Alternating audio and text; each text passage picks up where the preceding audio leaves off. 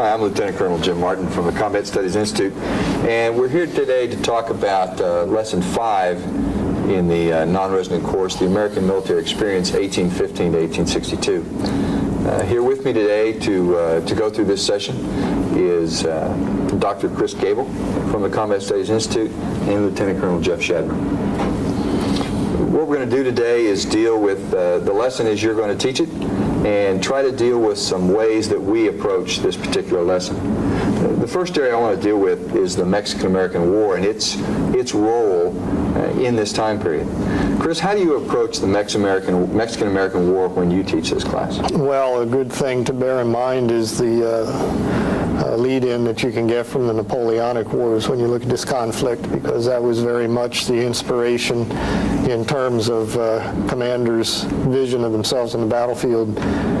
The tactics employed and the weapons technology was essentially unchanged from the Napoleonic period. Jeff?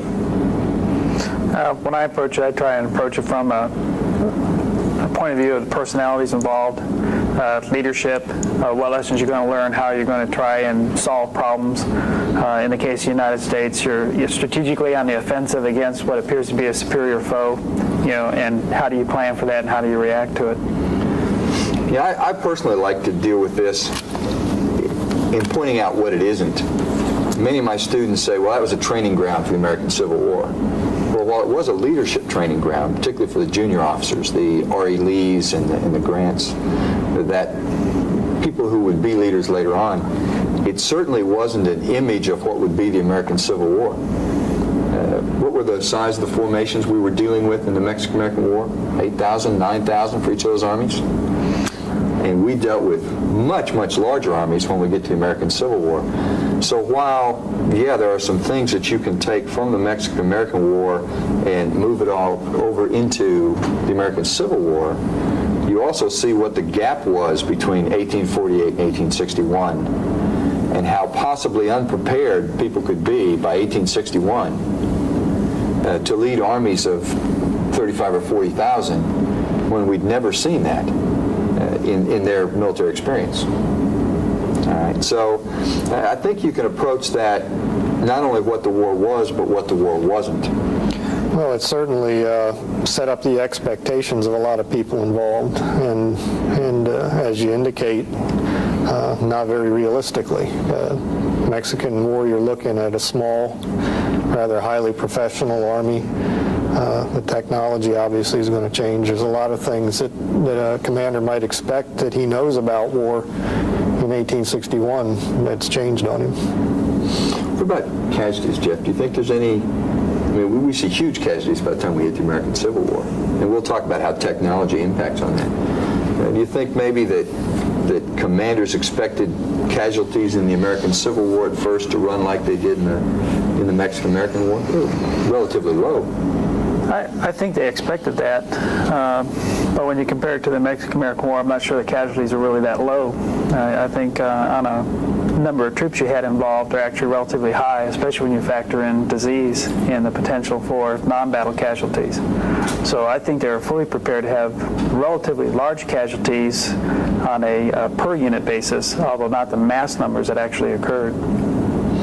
And we ask, one of the reading questions we ask students out there is assessing that effect of the Mexican-American War on the military institutions. And that kind of leads us towards the military between these wars. What kind of effect do you see the Mexican-American War itself having on the institutions which would lead us to 61, on that professional army you talked about? Well, its biggest impact was on the geographical scope of the Army's mission. The Mexican War added a tremendous amount of territory to the United States, and the United States Army did not grow to match the expansion in territory. And so in the decades between the Mexican-American War and the Civil War, the United States Army on the frontier is going to be even more diluted in terms of soldiers per square mile, or perhaps square miles per soldier would be more accurate than it had ever been before. So you're going to go into the Civil War with an army that was not used to seeing more than a company of troops assembled together in one place at one time. Yeah, for example, I mean, I'm looking at some figures I've got on the Army force structure over time. And the 1845, just before the Mexican War starts, we're running at about 8,600 soldiers in the Army, roughly. 46, we go up just over 15,000. The peak of the Mexican-American War, we're at 30,000. But by 1853, we're back down to just under 14,000 that it shows here as far as the authorized strengths. So, like you say, the territory grows immensely. Stretches basically sea to shining sea now. But yet the Army is down to a mere 14,000 soldiers to try to police this. You keep focusing us toward the American Civil War and needs for there, and this is part of something that the United States has been learning ever since the American Revolution, and that it's its capacity to grow to meet any threat that it receives through volunteers, so it doesn't need a large standing army. And the ability of the American Army to perform well during the Mexican-American War, at least as seen by the public, would seem to reinforce that fact, so that until you actually need the troops, you don't need to have them on hand. Well, that brings up a question. Is the Army that fights the Mexican-American War that prototypical volunteer army that the United States depends on, or is it a smaller professional army? The army that did most of the fighting was the professional army. There was a volunteer army that turned out, but was not as heavily engaged. Nonetheless, this is not a requirement in the foundation of a myth or the perpetuation of a myth. So you can leave the Civil War convinced that the volunteer soldier won the war. No, it's not only that. It's like I said, what it appears to be is, who are the press reporting to? They're reporting about the hometown boys and what they're doing and their success. And they're not going to be reporting on the regular units and the long-standing army. They're going to be reporting on, like, Jefferson Davis's Mississippi Rifles. And those are units that are going to get the press and the notoriety. Okay, so we've got a small, regular professional army that between 1848 and 61 is largely a constabulary force. As you said, not soldiers per square mile, but square miles per soldier. How does that fit into the American strategic posture of the time? I mean, how do we depend largely on our Navy then? I mean, that's what Glenn says in his, Dr. Robertson in his intro, is there's a large dependence on the Navy. It gives you the buffer, all right, so that professional army can do its thing and then grow if it needs to. Do we really spend the money to create this Navy that our strategy calls for? Yeah, to the extent that our strategy was a commerce-based one, and the military requirements to promote commerce around the world require showing the flag, maintaining a certain amount of safe harbors, and later coaling stations. And the Navy was adequate for that largely symbolic purpose. But the Army then as now was basically trying to find a mission for itself, in that it had the frontier and it had coastal defense, and beyond that there was not a great deal of pretense that we even needed an army. You have to kind of take a look just like we do now, try and identify just what we perceive the threat that we need military forces for. And you start taking a look at 1846, 1848, and then after the Mexican-American War, what is that primary threat? And I think it's still perceived to be the British Navy. And just like Chris said, it's coastal defense is what's important. We're perceived as having a long enough coast, especially with the acquisition of new territory, that the British can't blockade it. So all you need is enough defense to keep from having your port seized by the British. And you do not need a large army to do that. What you need is fortifications, and you need to protect the key points of that seacoast, like the opening into the Chesapeake Bay, so that ships can get out and spread your commerce to the world. And as long as your commerce can still get out and not be stopped, you're not blockaded. Okay, so what we have with the military between the wars in this period, if I've got what you guys are talking about correctly, is we have a small regular army, 14,000, 15,000, somewhere in there, which does the constabulary work that's got to be done. We have a standing Navy, to give us that commerce protection you talk about, to guard the approaches to the Chesapeake, along with coastal defense batteries? In fact, I think the Navy is still basically a commerce rating Navy, a little bit larger, but it's to place the pressure on the British and force them to consolidate their fleet. Isn't that its primary purpose between the wars? If there was a war, then Yeah, if there would be a war. day in, day out, its presence is a symbolic. But our fleet is not meant for fleet action. Okay, we're not looking for the blue water fight then. I mean, that's not really what we're looking for here. It's largely defensive in nature, dealing with our coastal waters. And then the backbone, I guess, of the ground force would have to be considered the militia structure that is behind that regular army. Is that accurate?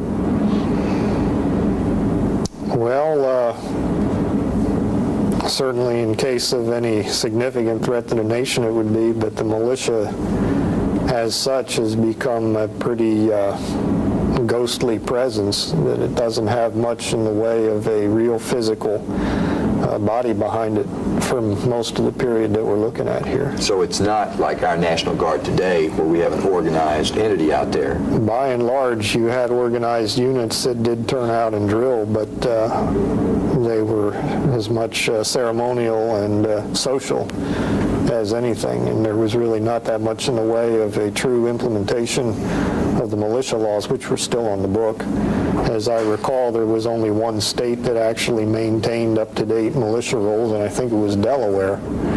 So there was not much of a physical embodiment of the militia, although certainly people still expected it to be the main line of defense in case of a war. So then, obviously, if they don't even have accurate rolls and those sort of tools that we use today, I'm sure the weapons that were out there in militia units were certainly not up to date, and the newer technology that we're going to talk about here in a few minutes. So I guess we're talking, what, maybe still old flintlocks in some of them? Not even cap-firing weapons? Maybe it's worth remembering that until our own times, that is the last century and a half, military technology didn't tend to go obsolete very fast. That it was very common to finish a war, stockpile the weapons in an arsenal, and leave them there to the next war, and they were still perfectly good. And so when we look at people dealing with technological change, to us it looks like an easy thing to deal with mentally, but to them it was a rather startling phenomenon to have weapons that were only 10 or 20 years old being obsolete. Okay. Now, I'm not sure I believe that, and you did ask Chris about what he thought about the backbone of the military, and well, the militia units themselves, I agree, were not, as a pool of manpower when you did need to ask for volunteers, they were a great place to start at. They had already that camaraderie built and the esprit among their unit members to get large numbers to be able to volunteer at one time, rather than trying to rely on straight volunteers out of the general population. So I do think, as far as a reliance, there was a reliance on the militia from that standpoint. Well, and I think you're obviously right based on the way we see the structure. With a mere 15,000 sitting there in the regular army, obviously someone had to be planning to use the militia as a backdrop there when they went through their assessments. They had to do very similar to us today, to look at requirements and then try to plan against it. Now, whether we agree with the requirements that they laid out, I certainly don't think anyone could look forward to the requirements of the American Civil War and plan against those, because that is certainly not the threat that they were planning against. No, and there certainly weren't major mobilization plans either to bring certain numbers together under certain conditions. So how ready do we think the forces were for the war that would come in '61? I mean, how would you assess the readiness of the regular army, the militia, for what would come in 1861? Well, certainly in terms of the regular army, it was in no sense postured to fight a major war. With its small garrisons scattered all over the frontier and the seacoast, it's probably its greatest weakness was in the fact that at the time of the Civil War there were only a handful of serving officers who had ever commanded a unit larger than a regiment in the field. And what we're going to see is that whereas the smaller units could be gotten ready fairly quickly, when it came to the generalship at the higher levels, particularly dealing with some of the changes in warfare that had transpired since 1848, the weakness will be at the higher operational and strategic levels. Jeff, what about you? How would you assess the readiness of the forces? Well, I would look at it a little bit differently in comparing the two forces as you start approaching the American Civil War. It's not so much are they prepared for it as much as both of them are prepared equally the same. So you have a balance. So if both sides had predicted and could expect what would happen and had trained larger units, you still would have had basically the same situation you had in 1861. Two forces that would not be able to come to a decisive victory early. To me, the real question becomes if one side was able to be more prepared than the other side, then what might have been different? And those are some of the issues we're trying to wrestle with today, trying to make sure that we're more prepared than an opponent we may meet on the battlefield. Okay. Earlier, Chris talked about changes in technology and weapon systems. And one of the things that we deal with as you lead into the American Civil War is some changes in technology that will make some changes in this war. How would you analyze those changes? I mean, what would you see as the most important technological changes as we move towards the American Civil War? My personal opinion is I think the most important change in technology would be the telegraph. I know there's a lot of people try to think in terms of either the rifling, especially in the musket, in addition to artillery, and in the railroad. But I tend to think the telegraph is more important. The ability to communicate, the ability to bring different forces to bear from very different parts of the country at one concerted action. Maybe not on one point, but bringing pressure to bear all at one time. And by the time we get to 1864, we'll see Grant start to do that. Up to that time, your problem is you have to combine forces on one battlefield for them to get full effect. With the telegraph, we're able to move beyond that. And that is something that change to communications and ability to command and control with communications is still something we're progressing through today. And I think very often it gets very short notice within our current Army to improve versus other systems like tanks and artillery pieces, where I think if we focus a lot more on communications, we have more effect. So when you teach this lesson, I take it then you focus on that command and control aspect when you talk about the technological change over some of the others. Chris, I mean, do you do likewise, or do you have a different spin? No, I think the big one is logistics. Beyond a doubt, steam power changed the face of warfare. It's important to talk long distances, but steam power enabled armies to move long distances and accomplish some of the things that Jeff talked about.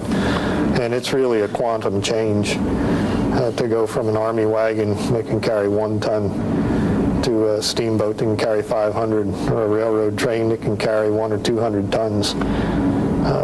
This is the first major war in human history in which the movement and the logistics is not all done by muscle power. And when you think about all the changes in warfare through history up until this time, as great as Napoleon was, he was still using the same logistical system as Alexander the Great, which is muscle power. And this is the first great war, at least involving the United States, in which that changes, and it changes very dramatically. The key thing, the reason why I've always focused away from that is at the same time on a tactical level, that's true. On an operational level, that's very true. But on a strategic level, that also constrains yourself to only certain avenues that you can use. In the case of using shipping where you can carry large tonnage, or even railroads, you're tied to either railroads or you're tied to rivers. Wagons may only carry 1 to 2 tons at a time, but over multiple routes in many different places, much more difficult to predict their advance. And I think we've seen the same thing today with our reliance still on trucks, even though barges will still carry more than a truck will. And even over aircraft, which are limited in where they can land, even though they can carry more tonnage than our trucks can. So I agree it's very important, and it's a major breakthrough in the ability to logistically supply very large armies. But there's also a handicap to using those capabilities that I think sometimes is often overlooked. Well, that's true, but there are some aspects of this war that simply could not have been done with wagon power. You can find a number of campaigns that would have ended had it not been for steam power, transportation, and logistics. Absolutely agree. The scale of this war is enormous. The distance from one theater to another would take you from Paris to Berlin and back again. And there are just some things that could not be done. Campaigns, just compare this war, for example, to the French and Indian War, the American Revolution, War of 1812 on the frontier, and see how in those conflicts 90% of the war was just getting armies where they had to be in a condition slightly better than starving to death. And the side that did that won the campaign. And suddenly in this war we're operating over even larger distances with huge armies that are able to deliver enormous combat power despite the distances they've traveled. Right, and as an instructor who teaches logistics and as a logistician, you begin to see here something that will be true throughout history from then on, is that the real weakness of a logistics system, as far as the transportation goes, are those joints between types of transportation. You talk about, we use the barge and it carries, what did you say, 500 tons? Is that basically it? Mm-hmm. Where a wagon carries 1 ton. But the barge won't have to eat any of his 1 ton. Well, I agree, but the point that slows logistics down, you'll find in this war, is when you have to take it from the barge to the wagon. And that's where life slows down.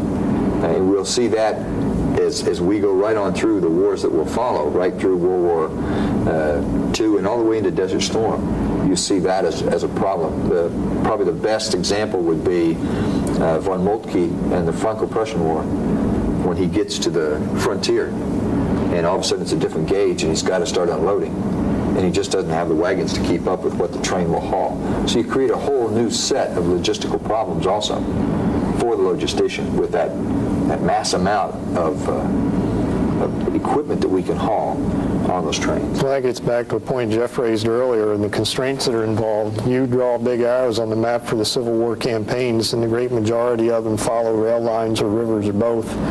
And the ones that don't turn into raids that can't go where they want to go and stay where they want to stay. Because eventually they have to get where the other side has railroads and has rivers, so they're going to come up against the numbers that they just can't support without using the same kind of means. Best example I can think of that is actually outside this lesson, but it's Sherman's campaign to Atlanta, where he basically uses the railroad bed as his axis of advance. And the supplies are going right into the back of his army as they come down from Louisville and Nashville. So I think that's a good example of what you're talking about.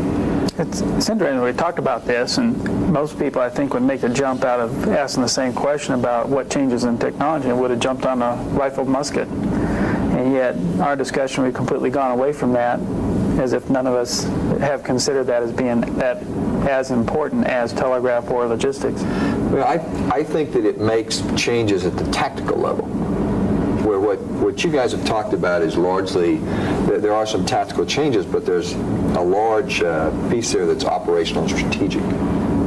But that rifle musket makes changes. Earlier, you and I were talking about, I asked you the max effective range of 12-pound Napoleon with canister, which was a common way to utilize that weapon system in the time prior to 1861. And what was it, about 400? 400 yards. And what do we have as the max effective range now for the rifle musket? 450?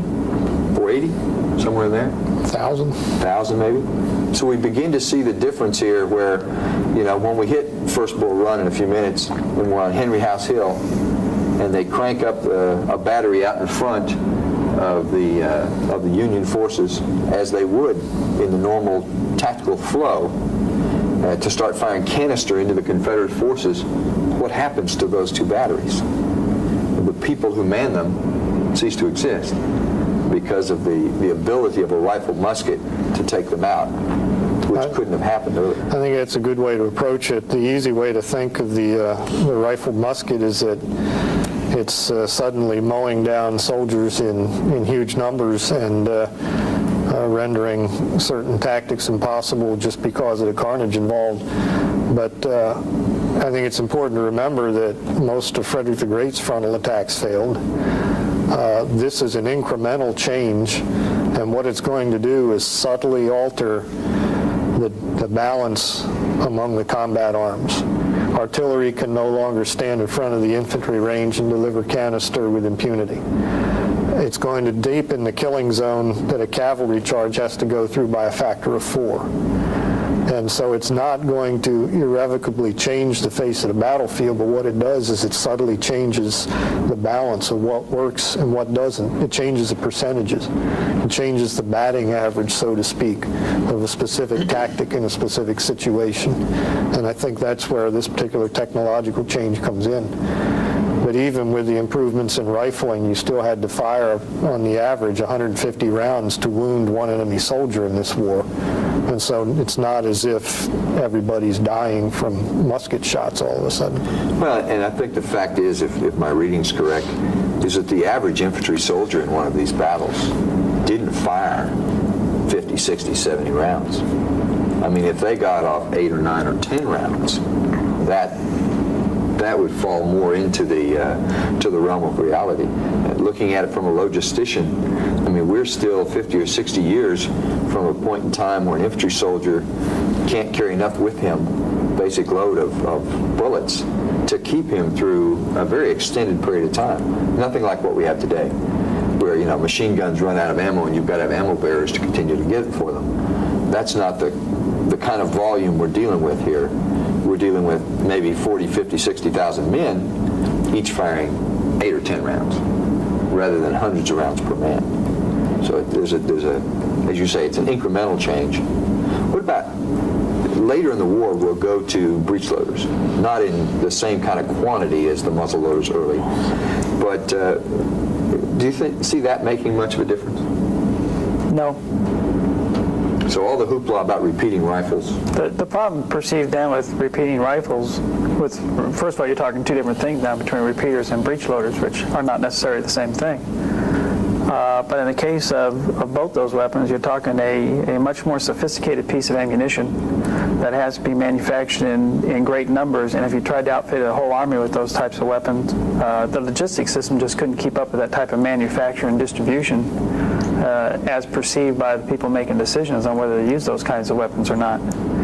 The fact is, if someone's firing a repeater, you can anticipate a soldier will fire more often, probably less carefully, and use up their ammunition very quickly and need to be resupplied very quickly. Now, we would look back today and say, yeah, but you can do the same thing with 1/10 the soldiers. So, you know, maybe it'll balance out in the long run. Well, but then again, if it's a balance, have you gained anything? And I think they perceived then, we can look back in hindsight and say they made a mistake not going into those new technologies, but in reality, to bankroll the new technologies to the expense of other things without being sure they would work without those problems, I think probably would have been a mistake. And I think from a soldier's perspective, the one thing about the repeater or the breech loading weapon is that you no longer had to be standing to reload that weapon system. It's much harder with a muzzle loader to do that in a prone position, where from a soldier's survival standpoint at least, you could now take those weapons and fire them and reload them from the prone. At the same time, you got a soldier in a prone position and you're fighting out of cornfields and wheat and you can't see your target. So it's all fine and good to say that. What you can really do is protect the soldier before the infantry is close enough to shoot at him. But for the most part, they're still going to have to stand to shoot at an approaching battle line. Well, probably the biggest impact of those weapons isn't with infantry at all. But one of the things that emerges at Bull Run is that traditional sword-wielding cavalry seems to be losing a decisive place on the battlefield. And the repeating weapons, the breech loaders in particular, are going to, I think, play their greatest role later in the war when it comes to the cavalry arm. But that's not a factor in the Bull Run battle. So basically we begin to see what will later be called mounted infantry, where they can use their horses as a means to carry them somewhere and then dismount and fight as infantry. Bad as it might be to load a muzzle loader on the ground, doing it on a horseback is a That's a major good point. problem. A lot of times we approach the American Civil War like it's a continuation of the Napoleonic tactics. In the case of cavalry, that would mean a shock arm. By the time you see the both armies in the beginning of the American Civil War, the cavalry is primarily a reconnaissance arm, a raiding arm, and they're not really used as a shock arm at all. So you see the cavalry units distributed throughout an army, sometimes as low as brigade level, to be used in reconnaissance and not formed together as large units to be used. And so that's a good point. It kind of breaks from the traditional thought process, too, that they're based on Napoleonics. I think you can see from our discussion here that on the idea of technology, there's different ways you can go. But I think the three key elements that you probably want to deal with is communications, command and control, like Jeff talked about, is logistics, which largely here the technological change is in the steam engine, the rail, the boat, that area, and then in the weapon systems, the muzzle, the rifle muzzle loader specifically. And I don't know if everyone out there really knows what the difference is in that between the smoothbore weapon and the rifled musket. I mean, the basic difference is with and correct me if I get off here, but with a smoothbore weapon, because of the way that black powder fouls a bore, you end up using a ball that is much smaller, somewhat smaller than the bore itself is. Because otherwise, as it fouled, you'd have a hard time getting it down in there after repeated rounds.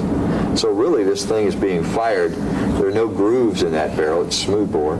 So it's bouncing down the muzzle as it comes down, or down the bore. And basically, wherever it bounces last is what's going to determine where it's going to go. Whether it's going to be a little high, a little low, a little left, a little right.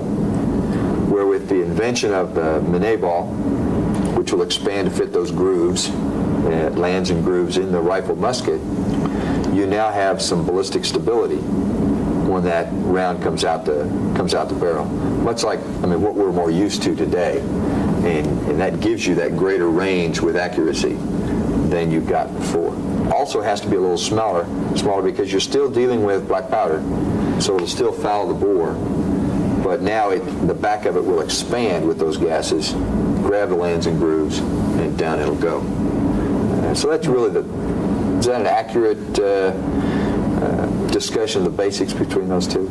Yeah, the rifle was recognized for its advantages and accuracy for, probably 200 years, but finding a practical military weapon, particularly with the loading problem you've identified, was really what prevented its being widely adopted, I would imagine. Yeah, and I think, too, keep in mind that there are advantages to the musket. One, it could be loaded more quickly because it didn't fit as tightly, so you could fire it more quickly than you could a rifle. In addition, when you got into close range, you could double shot it, which you couldn't do with a rifle. So while you may not have the accuracy you do with a ball, you can put two balls down the bore at one time. So if you could find positions where you didn't have to worry about the range of the rifle musket, say 100 yards in front of a tree line, a musket can be very effective and very often more effective than a rifle. Okay. Jeff, what about, we haven't talked about artillery much at all, but what about the state of, you're an artilleryman, what about the state of artillery going into the American Civil War? Well, artillery, of course, ruled supreme on the battlefield throughout history. More appropriately, that's a good question. Artillery, especially with the changes with the rifle musket, and we talked about that a little bit. Really, during the Mexican-American War, you saw artillery having a great effect offensively for the American Army. By the time you get to the American Civil War, for the reasons that Chris mentioned earlier about the inability to unlimber within rifle range of enemy troops, which is about the same max effective range as canister, you cannot get the same offensive use out of your artillery. Another factor that works into it is tree lines and close quarters, and that you had to get too close to be able to unlimber, and even muskets could then get you. It wasn't just a rifle. But if you could set up in a position defensively with artillery, spread between the regiments of a brigade, artillery was very devastating on the defense, and I think just strengthened the defense tremendously in doing that. Very rarely did you see the kind of artillery counter-battery fire that you see at Gettysburg before Pickett's charge. Most of the time it's an anti-infantry weapon used by the defense, and that's where it has its greatest impact. And we've talked about canister here. Folks, the instructors out there may not understand exactly what it is. Either of you want to explain what canister really was? I'll let Chris go with that. For a 12-pounder Napoleon, the canister would be 27 iron balls, about 1.5 inches, packed in a can with a powder charge behind it. And when the powder charge detonated, the cannon, the balls would spray out shotgun fashion. Short maximum range, but terribly effective against massed infantry. So we're talking about 1 pound each ball? No, it's not a pound. Well, I mean, just about, remember what the weight is? No, I really don't. But we're basically turning that 12-pound Napoleon then into a shotgun. Yes. I mean, that's really what we're doing with it. Okay. That gives you an idea about infantry weapons, artillery, as we start into this war. What I'd like to do is leave technology here for a minute. And Chris, you and I talked earlier today about the importance of war aims. How do you approach the war aims as we roll towards the American Civil War in 1861 when you teach this class? Well, I think that war aims in this conflict, as in any war that you may study in this course, are a very, very valuable ruler to hold up against the operations that you'll be looking at as you go through the war. If you establish up front what the war aims are, that gives you then a gauge against which you can judge the strategies and the campaigns that the various players will choose to implement as the war goes along, give you some ability to assess whether they were doing the right thing or not. In the case of the American Civil War, you need to be rigorous in your definitions, war aims being the political end state that the nation wishes to achieve by resorting to arms. And that needs to be kept distinct from strategy, which is the various employment of military means to accomplish those aims. In the American Civil War, you need to get to the point where there's some consensus that the war aims are essentially on the part of the Confederacy to establish and maintain its status as a sovereign independent state, and for the Union to restore the Union, or as the war aims were stated, to preserve the Union, in that the Lincoln administration refused to admit that secession had ever taken place. So if you take these two war aims, you can then go through the remainder of this conflict, and every time you come to a campaign, an operational concept, you can hold that up against this war aim and ask your students whether this particular campaign plan will take you towards your war aim or not. And this gives you something beyond just romance and mythology in judging what was effective and what was not in terms of the campaigns and battles of this war. One illustration of this for down the road is that the focus on perhaps something like the Battle of Gettysburg will be inevitable, and yet when you hold this up to the war aims and ask what did this campaign accomplish in terms of either side's war aim, the answer is not much, because things didn't change after that. So I think it's a fine instrument to use in assessing what the different campaigns of this war were truly all about. And I agree with Chris completely, and you start to take a look at 1861 and 1862 and what the war aims are. That definitely has an impact on the military campaigns. They're waged for limited objectives. They're attempting to use limited power, and both sides are attempting not to punish the other side by destroying cities, by destroying towns, by ticking off the civilian population, and both sides are doing those things. And we'll see a change by the time we get to the end of the war. So a lot of times you see the criticism of the generalship early in the war and the campaigns that are developed. It's based on the war aims in 1865, not the war aims in 1861. So you have to be very careful to identify it. And sometimes those aims are not always easy to identify. You have to kind of extrapolate it from a lot of different pieces of information to determine what they were at the time. The war aims aren't always what the president says they are. Correct. And as you allude to, very typically in war, the aims will modify and change over time, whether anybody wants them to or not. The conduct of war itself can introduce new goals into what the nation needs to accomplish by the end of that war. Well, I think one of the most controversial discussions about war aims here, I get it from my students every time I teach this course, wraps around slavery, the Emancipation Proclamation. Was it really a war aim of the Union to end slavery? I mean, though this is military history, that pops up every time I teach it. And I go back to and I'm going to paraphrase this quote from Lincoln. He said that if I could preserve the Union and never free a slave, I would. And if I could preserve the Union and free all the slaves, I would do so. And if I could preserve the Union and free some of the slaves and not free others, I would do so. my goal is to preserve the Union. And that's a paraphrase, but I think that goes back to the heart of the war aim you talked about earlier. That's the key. And even when he does do the Emancipation Proclamation, I mean, that's a diplomatic and political statement driving towards that preservation. It's not a human rights issue. It's really driving towards preservation. At the same time, you can't get away from that. Slavery is probably the one primary divisive issue between the two sections. And while you don't have the North going to war for the sake of abolition, per se, you still can't get away from the fact that the primary divisive issue between the two sections is still slavery. And I think you'll find when you guys teach this class that though this is military history, evolution of modern warfare, this may be the first class you get where there are a lot of your students who have some very definite opinions. I mean, most people don't have a lot of opinions about the Mexican-American War. But when you hit the American Civil War, you run into Civil War buffs, you run into people who have read more on this than any other conflict you've hit so far, and they have some very pronounced opinions. I think you won't have any problem when you get into this war getting class participation on some of these discussions.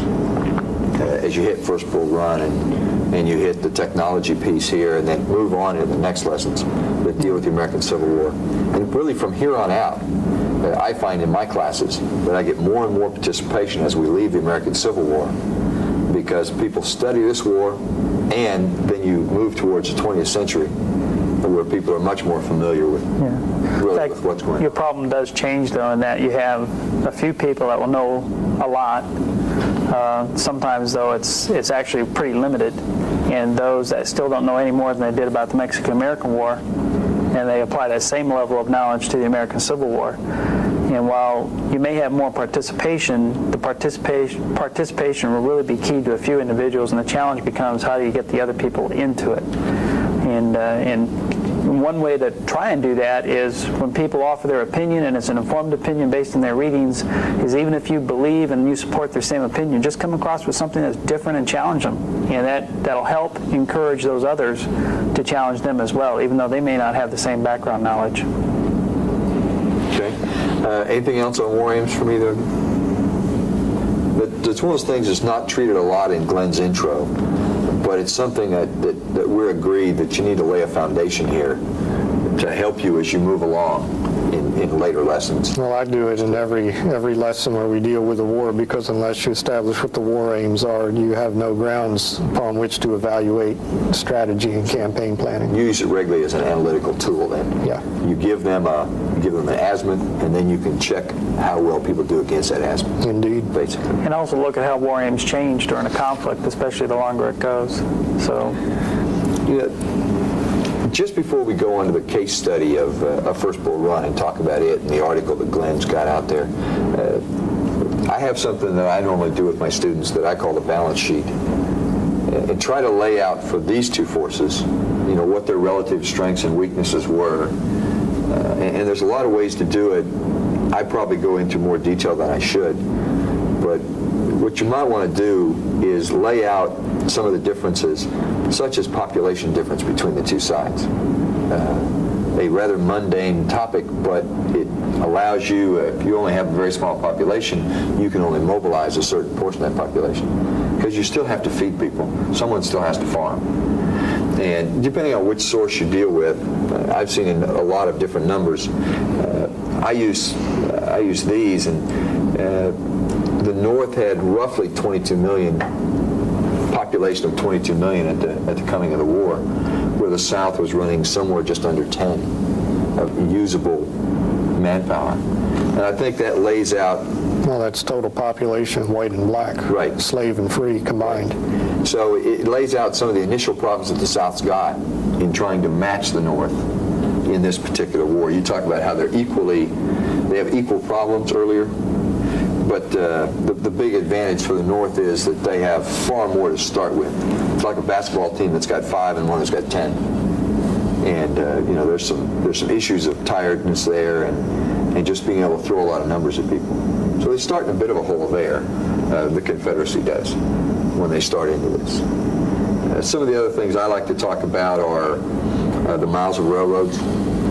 that are available to them, using that logistics piece that you talked about earlier, the sheer mileage that's out there in the north because of its economy and the way it worked, much more railroad mileage was built there than there was in the south.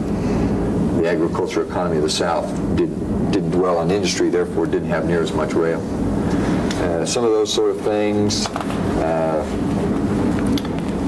square miles. Actually, the Confederacy in many ways is bigger for square mileage than is the Union.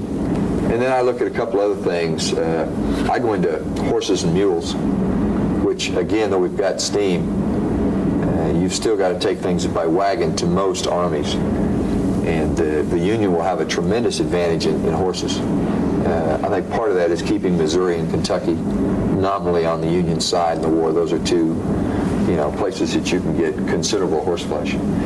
But I think that sometimes it can be helpful in doing that kind of a balance sheet, just a very quick balance sheet look at what each side starts the war with, because it has something to do with the strategy that is translated from those military aims. Because if you only have X amount to deal with, there are some things you can do and some things you cannot do. Jim, I always think you got to be careful though, and make sure you do balance it. Just to highlight a couple of things, for example, in population, while the South definitely has a much smaller population than the North, at the same time, they're not going to have to, if you look at their war aims, and they're defensive in nature, they just have to maintain their territorial integrity. As the North advances, they need to use more troops to maintain their lines of communications, so that strips away from combat power from the front. That's just talking about mobilized manpower. In addition to that, in the case of the railroads, the North does have a much greater number of railroads, but do they have a greater number of railroads where it advances into the Confederacy itself? And that becomes a more important point. It's fine for moving logistics around in the rear, but when you try and get it down into the armies, and you can only support so much manpower, it kind of inhibits the sheer number of miles of railroads becomes less important than the number of railroads that are entering the Confederacy. The same with the population. If you can only support an army of X size, it doesn't matter how many people you can mobilize for the military, you can only use an army that's big enough, that's the size that you can support. And another one, in the case of horses and mules, the South is falling back toward their depots. They don't have to bring the supplies forward like the northern armies do.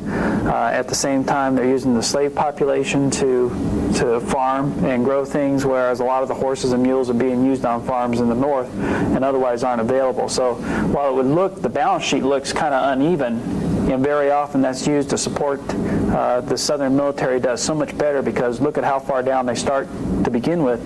There's a lot more balance in there when you take a look at it than otherwise would appear. Well, see, I think the mileage of railroads in the north versus south is a bigger issue than you do.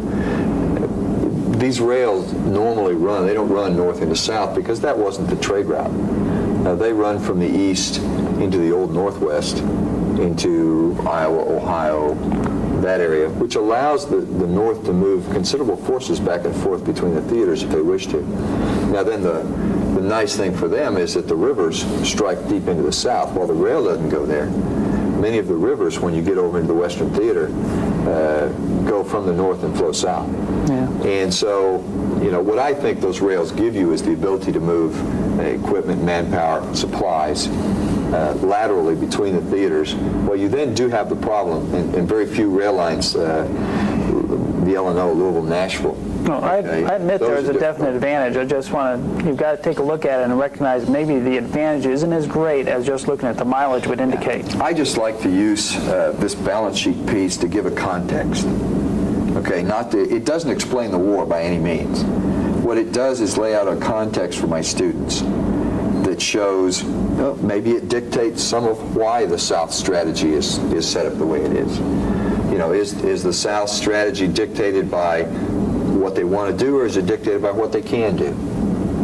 Okay, so there's just some arguments there that you can use. I think it places it in context, and it's just one of the techniques that I like to use. No, it's handy. Neither side has a blank slate, and one thing to bear in mind when you're looking at the advantages of the North is that many, if not most of them, do not translate into military advantages at Bull Run. The simple fact is that these are assets that that are not easy to turn into military power, particularly the time we're looking at when governmental powers are limited by today's standards. So all those rail miles may or may not be an advantage. It depends on what the Union government is able to do with them. And how they use them, yes. The last thing that we do in this lesson is we use First Bull Run as a case study on kind of to wrap up these changes between the war and what the Army looks like. Jeff, how do you use this case study when you teach it in the classroom? In honesty, Yes. I don't. Okay, Warren? I tend to fall away from Bull Run or First Manassas, depending upon how you want to call it, for the simple reason that there's so many other good issues to talk about, I just don't get there. That's the primary reason. The second reason I don't focus on is we're going to focus on a lot of other campaigns where I can refer back to it and talk about how things have changed, so I don't feel a need to really get into it. If I've always gone in prepared to get into it, and to me the thing to focus on as you do is you have both sides actually come up with pretty sophisticated plans on how to use their military forces, much greater than you'd expect based on them not having any experience in handling forces of that size. What they're unable to handle, though, is that the execution of orders are not trained or they're not drilled. People don't know how to handle them, how to handle their orders. They don't know how to use their own initiative within small units when the plan has to change. So you'll see a breakdown on both sides during the battle. But keep in mind that the plan itself is pretty sophisticated from both sides, and they do understand what to do with the forces. It's just in the execution there begins to be problems, and they're not prepared to handle those problems. And Jeff brings up a point for all you out there that while we give you a lesson plan and we set you with some things to talk about, you're not going to be able to get to everything in all these lessons. And we normally give you more than will fit in 2 hours, to be honest with you. So you've got to pick and choose. Myself, I like to use this case study just to show potential impact that we're going to have when the leaders on both sides have been trained basically by the same system, where you have a northern leader and a southern leader who try to do basically the same thing at First Bull Run, and because they were trained in the same schools.